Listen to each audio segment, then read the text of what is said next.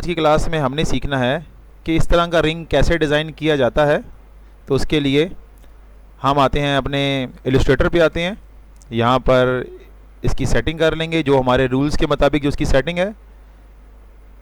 हमने एक सर्कल बनाना है, किसकी मदद से सर्कल बनाएंगे? शिफ्ट की मदद से एक सर्कल बनाएंगे। अब सर्कल के ऊपर सर्कल बनाएंगे। सर्कल के ऊपर सर्कल कैसे बनाएंगे?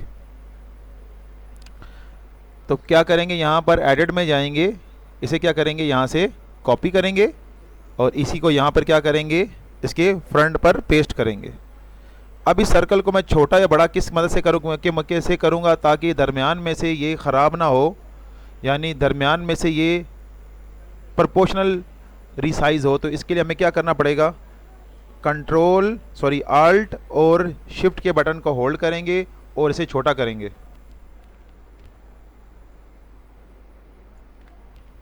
तो यहाँ पर देखें मैंने एक शेप की शक्ल तो बना दी है। अब इसमें कलर फिल करके दिखाते हैं। तो जब इसमें कलर फिल करेंगे तो अंदर से ये खाली नहीं है, तो अंदर से इसको खाली करने के लिए हमें क्या करना पड़ेगा, शेप बिल्डर का इस्तेमाल करना पड़ेगा और प्लस के बजाय माइनस के लिए हमें आल्ट का बटन होल्ड करके अंदर से इसे रेज करना होगा, कुछ ऐसे।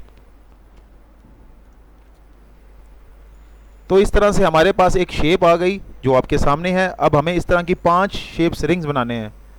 तो 5 रिंग्स कैसे बनाएंगे, तो अल्ट की मदद से एक कॉपी बनाएंगे सबसे पहले। यहाँ पे इस चीज़ का ध्यान देना कि मेरे थोड़ा सा फासला मैंने दरमियान में रखा हुआ है। तो अगली 3 कापियाँ कैसे बनाएंगे, कंट्रोल डी की मदद से। तो यहाँ पर मैं कंट्रोल डी प्रेस करूँगा, 1 2 3, यानी मेरे पास कितने रिंग बन गए, यहाँ पर 5 रिंग बन गए। अब इसमें से 2 रिंगों को सिलेक्ट करेंगे और हम यहाँ पर इसको ऐसे सेट कर देंगे कुछ इस तरह से। और अब क्या करेंगे, हम इसमें कलर्स फिल कर देंगे जैसे कि हमारे पास यहाँ पे कलर दिए हुए हैं। तो शुरू में एक्वा, ब्लैक और रेड, एक्वा, ब्लैक और रेड, और उसके बाद है ये वाला, यहाँ पर है ऑरेंज कलर और यहाँ पर है ग्रीन कलर। अब हमने क्या करना है, अब हमने इसके स्लाइसिस निकालने हैं।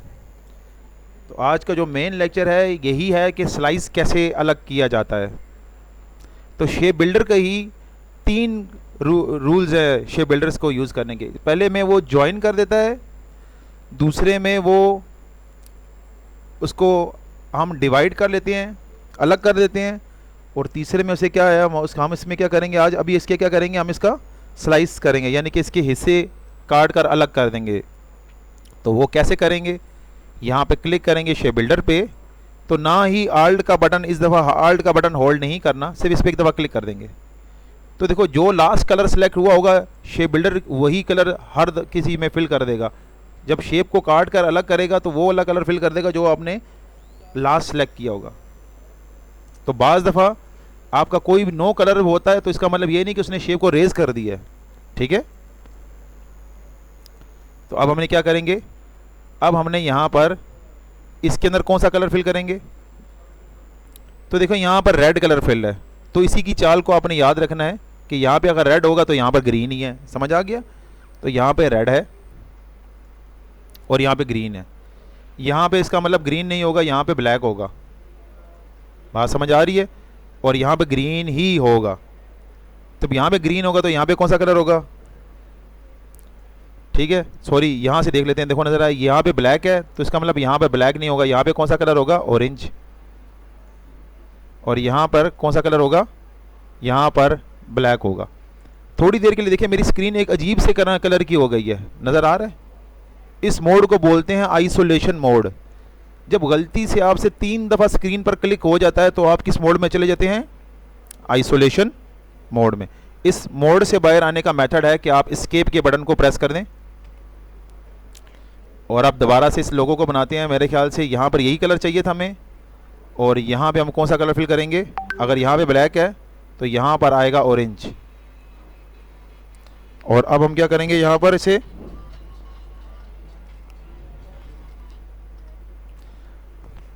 लास्ट में हम इसके ऊपर एक्वा कलर फिल कर देंगे। तो इस तरह से हमारा लोगो कंप्लीट हो गया। सिर्फ इल्यूजन ख़त्म करने के लिए, ताकि हमें इल्यूजन नज़र आए, आउटलाइन को रेज कर देंगे, जैसे हमें बिल्कुल वैसे लोगो नज़र आएगा जैसी हमारी रिक्वायरमेंट्स है। तो उम्मीद करता हूँ आपको स्लाइस सेगमेंट समझ में आया होगा कि हम शेप बिल्डर की मदद से स्लाइस कैसे करते हैं। इससे पहले हमने जॉइन और ट्रिम करना सीखा था, और जो तीसरा जो सी चीज़ अभी आज हमने सीखी है वो है स्लाइस।